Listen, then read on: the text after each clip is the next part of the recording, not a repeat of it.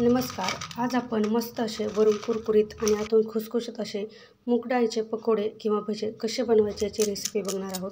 आणि तुम्ही बघू शकता वरून मस्त असे कुरकुरीत आणि आतून खुसखुशीत बनून तयार होतात आणि एकदम कमी तेलकट आणि चवीला तर खूपच छान असे हे पकोडे आपले बनून तयार होतात.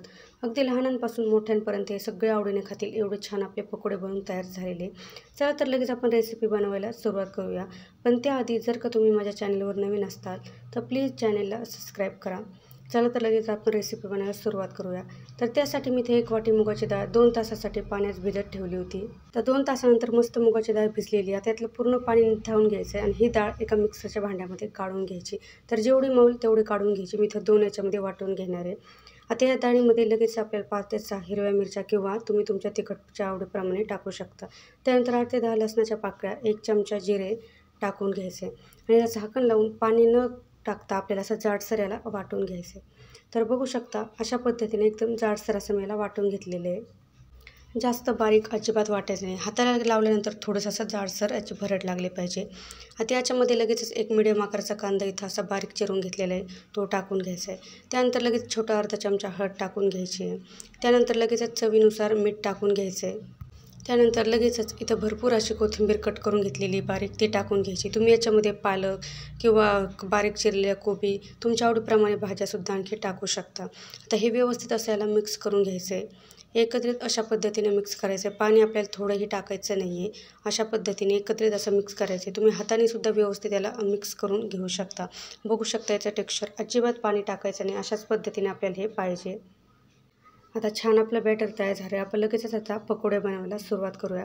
तर भजे बनवण्यासाठी इथं मी कढईमध्ये तेल गरम करायला ठेवलं होतं. आता तेल नीट गरम झाल्यानंतर याच्यामध्ये एक एक करून आपल्याला हे भजे सोडून घ्यायचे. जास्त मोठेही नाही किंवा जास्त छोटे नाही, अशा मध्यम आकारामध्ये हे भजे आपल्या याच्यात सोडून घ्यायचे.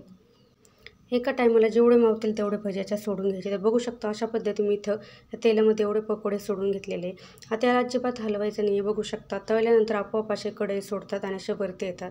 मग आपल्याला याला चमच्याने असं हलवून घ्यायचं आणि सगळ्या बाजूने याचा सारखा असा कलर येऊपर्यंत त्याला तळून घ्यायचं आहे. हे भजे आपल्याला मीडियम ते फास्ट गॅसवर तळून घ्यायचं आणि तळत असताना मात्र सारखं असंच चमच्याने आपल्याला हलवत राहायचं आहे. म्हणजे सगळ्या बाजूने सारख्या कलरवर हे भजे असे तळून तयार होतात.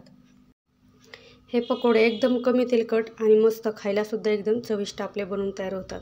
बघू शकता किती छान असे दिसू राहिले. तुम्हाला दिसण्यावरून समजत असेल मस्त असे आपले तळलेले सुद्धा आहे. बघू शकताय तुम्ही सगळ्या बाजूला सारखा असा कलर आलेला आहे. मस्त असं हलवताना सुद्धा मस्त हलके आणि अशा कुरकुरीत अशा आणि खुसखुशीत दिसू राहिलेले.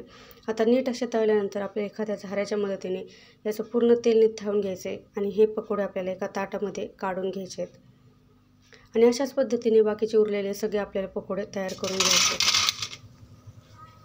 तर बघू शकता अशा पद्धतीने तर सगळे पकोडे आपण बनवून तयार केलेले आणि किती छान झाले तुम्ही बघू शकता. मस्त असे वरून कुरकुरीत आतून खुसखुशीत आणि दिसायलासुद्धा तेवढेच छान दिसू राहिले. आणि जेवढे छान दिसतात ना तेवढे एकदम चवीला एकदम चविष्ट बनवून तयार होतात. एकदम कमी मेहनतीत कमी खर्चात छान आपले असे पकोडे बनवून तयार होतात. तुम्हीसुद्धा अशा पद्धतीने एकदा नक्की बनवून बघा. अगदी लहानांपासून मोठ्यांपर्यंत सगळे आवडीने खातील एवढे छान आपले हे पकोडे बनवून तयार झालेले.